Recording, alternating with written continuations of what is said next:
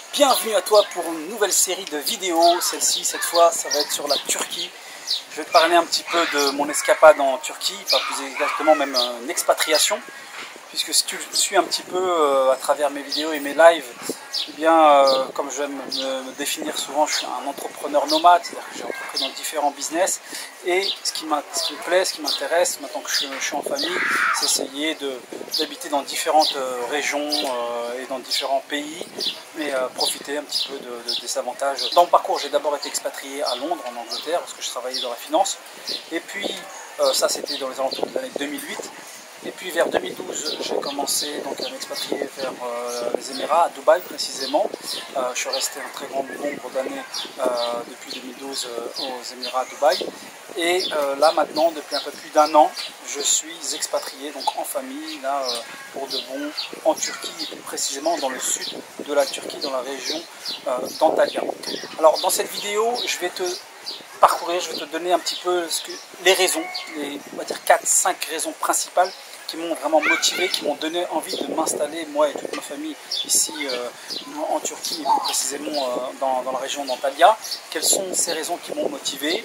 Et tu vas voir, ça peut éventuellement te donner quelques petites idées. À la fin, je vais aussi te dire comment bien je peux, en fait, je finance mon train de vie ici dans le sud de la Turquie.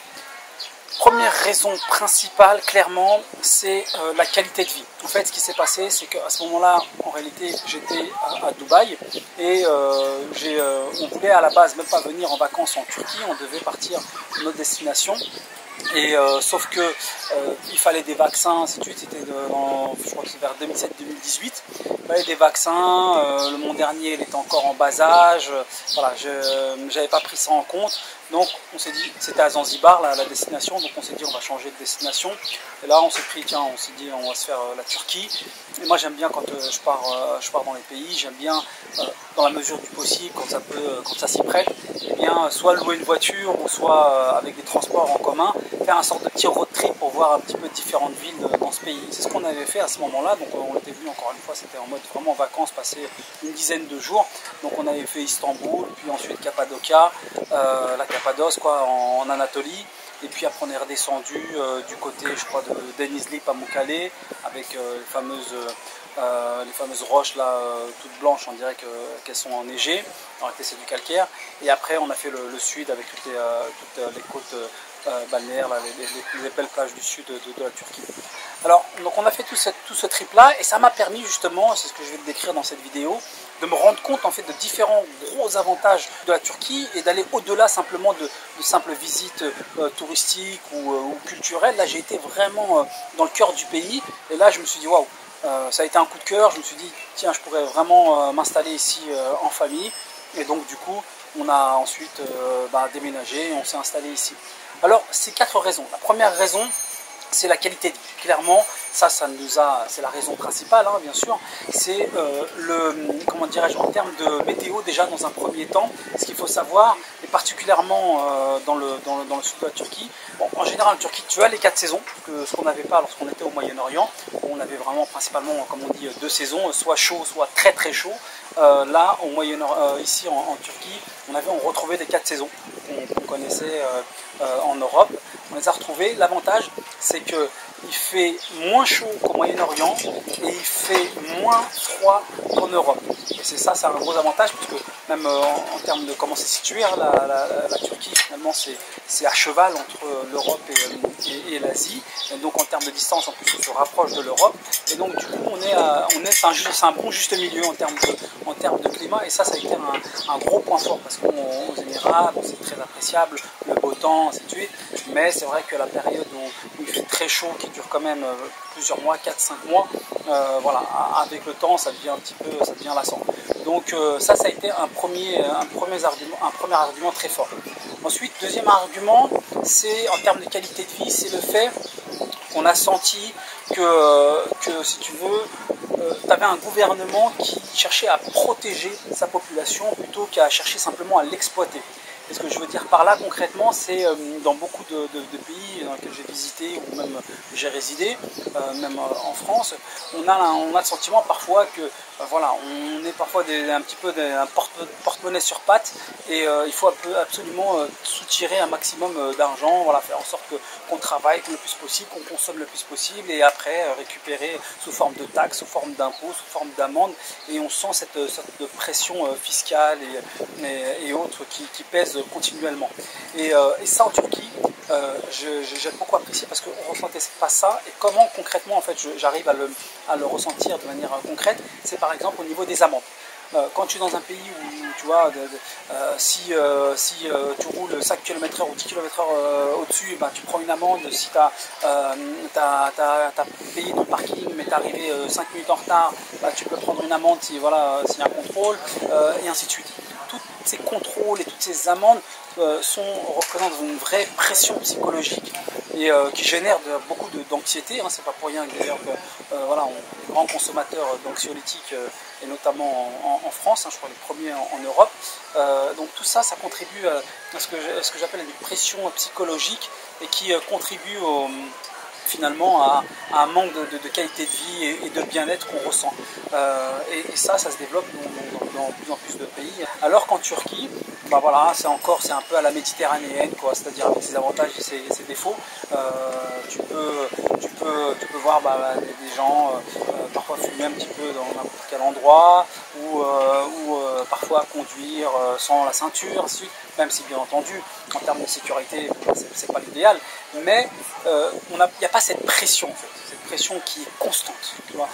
Qu'on te fasse des rappels à l'ordre, c'est une bonne chose, mais une pression au point où tu te poses un café et tu peux pas te détendre sans que tu te dises tiens, je sais pas, parce que je suis arrivé en retard et je vais me prendre une amende, ou t'es toujours en mode un peu panique. Ça je trouve que c'est pesant en fait à force.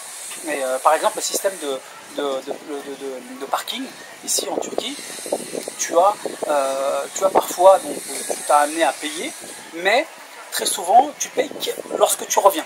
C'est-à-dire qu'en fait, on te met un ticket où tu as un eurodateur, grosso modo, et c'est lorsque tu vas récupérer ta voiture en fonction du temps dans lequel tu es resté. Bon, déjà, ça coûte beaucoup moins cher, mais c'est en fonction du temps. Du coup, tu n'es pas potentiellement hors la loi. Et ça change tout en fait psychologiquement, parce que voilà, tu te dis bon, il n'y a pas de problème, j'ai pas de problème à payer ce que je dois, mais je ne me pose pas la question à me dire vite, il faut absolument que je reparte parce que sinon je vais être hors la loi et je vais prendre une amende. Ça peut pas être un petit détail, mais à mon sens ça joue beaucoup. Et voilà, ça je l'ai ressenti beaucoup dans le pays.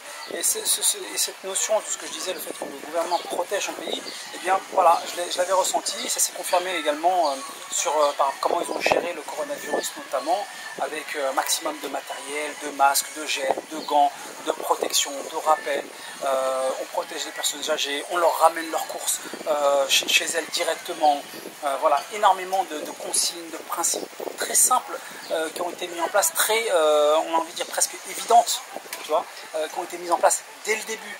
Très rapidement, ils ont coupé les lignes avec l'Iran qui a été beaucoup touché, et avec la Chine bien entendu. Voilà, plein de choses comme ça. Ils ont également utilisé l'hydroxychloroquine en phase avancée aussi, très rapidement. Alors, plein de choses très concrètes qui fait que tu as un pays qui a 83 millions d'habitants, c'est quand même une population qui est importante, et dont on a à peu près, grosso modo, quelques milliers de décès, je crois autour de 4000, 5000, ça évolue, mais voilà, pour 83 millions d'habitants.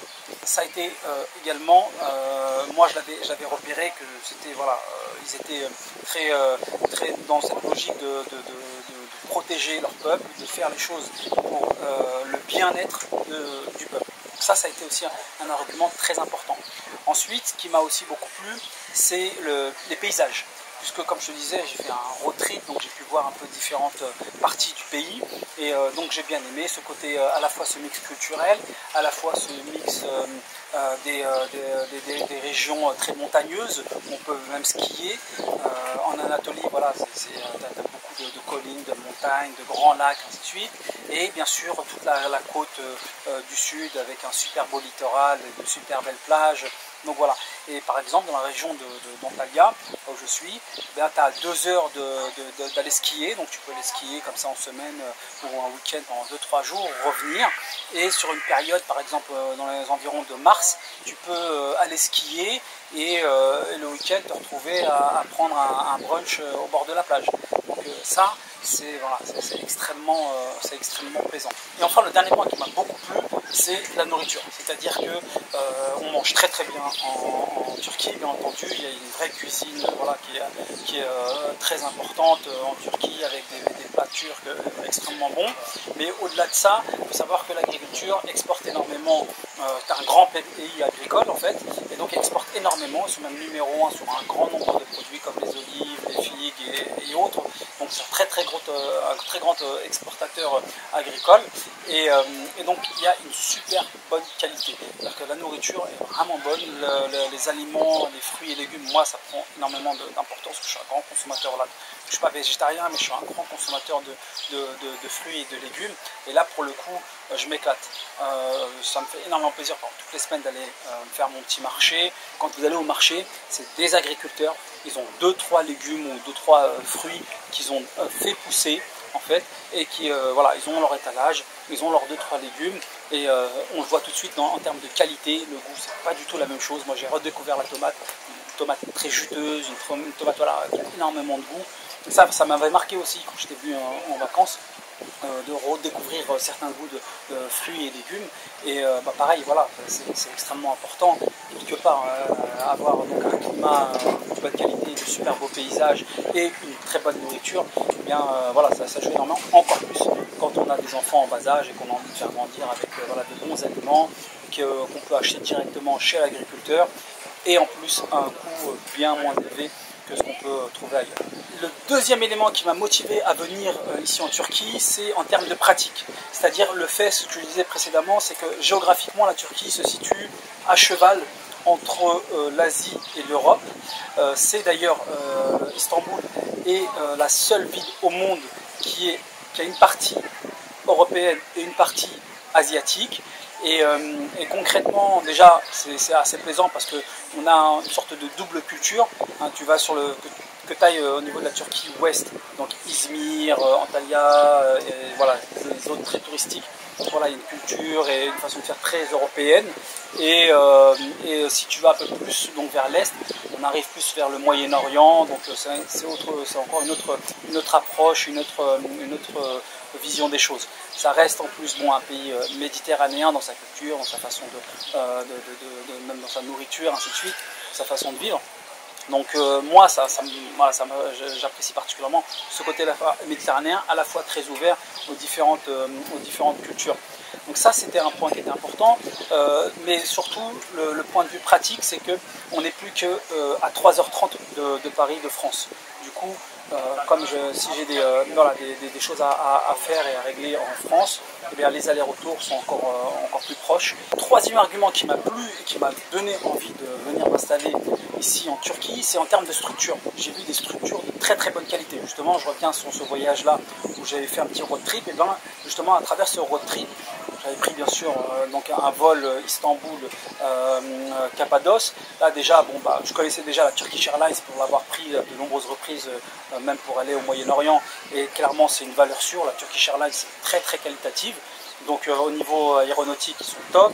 En plus là, ils ont ouvert un nouvel aéroport à Istanbul qui est gigantesque, qui est à la pointe de la technologie. Vous pouvez faire des petites recherches là-dessus sur le nouvel aéroport d'Istanbul. Il faut vraiment le détour. Ça va être un gros hub aussi où on va faire pas mal d'escales. Beaucoup de gens font des escales sur cet aéroport à Istanbul pour pouvoir ensuite être redirigés vers d'autres villes asiatiques. Donc ça déjà, premièrement, ça je le savais en fait. Mais en termes d'autoroute, là pour le coup, quand j'ai fait justement ce road trip, et qu'on avait pris des bus de nuit pour reliant de telle ville à une autre ville, là j'ai pu me rendre compte que voilà, les autoroutes sont de très bonne qualité. Il y avait beaucoup d'autocars, parce qu'il faut savoir que le tourisme est très développé, hein, comme on le sait en Turquie. La Turquie d'ailleurs est le pays qui attire le plus de visiteurs dans le Moyen-Orient, si on compte plutôt sur le Moyen-Orient, c'est le numéro 1 des pays qui attirent le plus de visiteurs. Donc c'est un pan de l'économie qui est extrêmement important, hein. Il y a l'agriculture certes, mais il y a aussi le tourisme, et notamment avec sa côte du sud, avec des villes comme Izmir, Bodrum, une station balnéaire avec sa petite marina. Quoi d'autre? Vous avez bien sûr donc, Antalya, Alanya qui attire beaucoup les pays nordiques, beaucoup aussi de retraités, notamment des pays nordiques qui viennent vivre dans le sud de la Turquie. Donc ça prouve aussi que voilà, il y a une vraie qualité de vie, et il y a un grand nombre de structures qui est mise en place pour pouvoir fournir satisfaire tous ces clients. Énormément de parcs aquatiques pour tous ceux qui ont déjà visité la Turquie, donc ça ils confirmeront ce que je suis en train de vous décrire.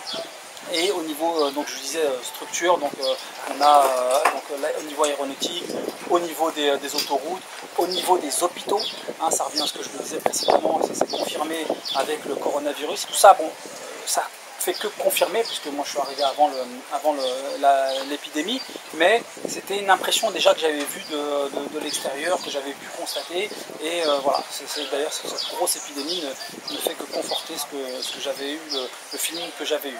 Donc tout ça également, en termes donc, je disais, de structure, a été aussi un point déterminant, parce que bien entendu, quand on souhaite s'expatrier, surtout en famille, on a envie qu'un certain nombre de garanties, de services qui soient qualitatifs. Dernier point extrêmement important, bien entendu, c'est la partie économique. Alors il faut savoir, pour faire un petit bilan très rapide concernant la situation économique de la Turquie, c'est un pays qui est extrêmement puissant au niveau de l'agriculture, comme je vous le disais précédemment, puissant au niveau du tourisme, qui est également une source de revenus extrêmement importante, très fort aussi en termes d'industrie, notamment textile, hein, en termes de prêt-à-porter, on fabrique de nombreuses grosses chaînes fabriquent en Turquie. D'ailleurs, à la suite de l'épidémie, Naf qui a déposé le bilan, et ça a été racheté par une firme turque. En prêt-à-porter, ils sont aussi très présents. Sur de nombreuses industries, ils fabriquent énormément de choses. On l'a vu d'ailleurs lorsqu'il s'agissait de fournir beaucoup de pays en masques, en gel, ainsi de suite. Bon, bien sûr, ici en Turquie, on n'en a pas du tout manqué, mais en plus de ça, on en a même fourni, on en a même distribué, envoyé gratuitement. Donc ça, faut le savoir. Au passage aussi, il y a des usines même de Renault qui sont du côté du nord vers Bursa, qui sont situées où il y a pas mal d'usines de ce côté-là. Donc voilà, l'industrie de la Turquie est également très puissante. À côté de ça, il y a aussi d'autres éléments où la Turquie est en train de s'imposer, notamment par exemple tout ce qui est, un petit exemple, tout ce qui est chirurgie avec les implants capillaires. Istanbul, c'est la capitale. Si vous allez à Istanbul, ne serait-ce que même faire une escale, vous allez vous voir énormément de gens avec une sorte de bandeaux en fait, des bandeaux et plein de taches de sang sur le crâne. La première fois que j'ai vu ça, j'ai été impressionné, je pensais que c'était une maladie. Et après, en fait, en me baladant à Istanbul, j'ai vu plein de cas comme ça. Et après, j'ai compris que voilà, ça devait être lié à une opération. Et effectivement, la chirurgie, donc les implants capillaires, Istanbul s'est imposé, c'est devenu une référence presque, je sais pas, mondiale ou au moins européenne. Énormément de gens viennent donc faire ces implants ici à Istanbul. Donc il y a ça, il y a aussi en termes de chirurgie dentaire aussi, c'est aussi une référence. Voilà, il y a énormément de choses comme ça où la Turquie est en train de s'imposer. Et son économie est positive, sa croissance est positive, elle a été longtemps même extrêmement importante. Alors, il faut savoir que ces dernières années, elle a quand même bien ralenti. Elle a bien ralenti et ils sont impactés, ils vont être énormément impactés avec la crise, puisque le tourisme, comme je vous le disais, est une source de revenus importante, et donc ils vont être très touchés par rapport à ça. Et donc, ce que ça a impliqué notamment, c'est qu'on a vu une monnaie qui a perdu énormément de valeur. C'est-à-dire qu'il y a à peu près 10 ans, grosso modo, hein, j'ai plus les chiffres exacts en tête, mais en grosso modo, il y a à peu près 10 ans, pour 1 euro, on avait 3 à 4 Turkish lira. Et actuellement, c'est passé entre 6 à 7. Pour 1 euro, on a 6 à 7 Turkish lira. Concrètement, ça me permettait de doubler tout simplement mon pouvoir d'achat. Puisque en réalité, moi, c'est ce que je vais vous dire juste après, la section d'après, c'est que ma source de revenus justement vient de l'extérieur vient, et donc je suis payé en euros, donc du coup, eh bien forcément, le fait de vivre en Turquie ou dans un autre pays avec, dont la monnaie va se dévalue, eh bien forcément ça augmente tout d'un coup mon pouvoir d'achat. Et ça, bien sûr, je l'ai pris en compte, puisque moi, lorsque j'étais devenu déjà à cette époque-là, je crois que c'était autour de 6, et là maintenant, c'est passé au moment où je tourne cette vidéo, on est passé à plus de 7 et quelques. Okay, donc voilà, ça fait encore une augmentation. Et ce qu'il faut savoir, c'est que déjà à la base, avant déjà tout ça, eh bien, le coût de la vie en Turquie est déjà pas très cher, pas très élevé. Hein, par exemple, pour vous donner des petits exemples, je vous ferai des vidéos dans le détail sur certains éléments, combien coûte la vie concrètement en Turquie. Mais pour vous donner un exemple, on peut avoir par exemple le niveau du logement de quelques centaines d'euros, entre 100, 150 à 300, 400. On peut avoir un bon appartement. Bon, bien sûr avec une qualité différente, hein, le prix d'entrée on va dire autour de 150 €, et à 400, 500 on peut être dans une super résidence par mois, okay, avec un grand espace, on ne parle pas de 40 mètres ou 50 mètres carrés, on est plus dans du 70, voire plus pour un budget autour de 400-500 €. Ça varie bien sûr selon les villes, selon la qualité, si le produit, si la résidence est nouvelle ou pas, mais voilà, c'est pour vous donner à peu près un ordre d'idée. Le coût de la vie, quand on compare par rapport à la France, on est grosso modo divisé, je pense, grosso modo par 3, à peu près. Pour faire simple, on divise par 3, mais je vous ferai une vidéo dans le détail sur les différents coûts qu'on peut avoir ici en Turquie pour pouvoir faire une comparaison. Ok, donc déjà ça, c'était déjà vrai il y a longtemps, ça a toujours été beaucoup moins cher, le coût de la vie en Turquie a toujours été moins cher qu'en Europe, et notamment en France. Mais, comme je vous le disais, avec cette dévaluation de la monnaie, ça s'est encore accentué, à condition de gagner sa source de revenus à l'étranger. C'est là où je vais répondre à la question que je vous disais initialement au début de la vidéo. C'est-à-dire que moi, ma source de revenus, je la gagne à l'étranger. Et c'est l'objet d'ailleurs de ce que je vous partage et que je vous explique à travers de mes formations, que ce soit un business online, c'est-à-dire gagner de l'argent sur Internet, ou un business passif, c'est-à-dire utiliser un business traditionnel et que j'automatise et du coup que je gère à distance. Ben, ça me permet d'avoir de l'argent qui vient de l'étranger. Okay, par exemple, je viens avec de l'euro, et bien 1 euro, avant je pouvais acheter, je le changeais, j'avais 4 Turkish Lira, et bien maintenant c'est passé à 7, même au moment où je fais cette vidéo, à 7,50. Donc du coup, forcément, mon pouvoir d'achat a considérablement augmenté, alors que, en plus de ça, déjà les coûts sont déjà faibles. Donc voilà, c'est tout bénef. Donc pour moi, c'est la formule idéale, et c'est pour ça que cette année, je vous ai partagé énormément de mes expériences, que ce soit monter un business online pour pouvoir réaliser des applications, des sites web, des logiciels, ainsi de suite. Vous trouverez les liens en description de la vidéo, ou que ce soit automatiser son business, automatiser un business traditionnel. Que ce soit, dans mon cas, c'était de la réparation électronique, ou que ce soit un salon de coiffure, un salon d'onglerie, et j'en passe. Et j'en passe, il y a plein de business comme ça qu'on peut automatiser, qu'on peut même ensuite ouvrir plusieurs branches, hein, c'est ce que je fais, et je peux le gérer à distance. Ça me ramène de l'argent, donc de la devise étrangère, et donc du coup forcément, comme je vous le disais, augmenté mon pouvoir d'achat. Voilà, c'était un petit peu ce que je voulais vous décrire déjà pour une première vidéo concernant la Turquie.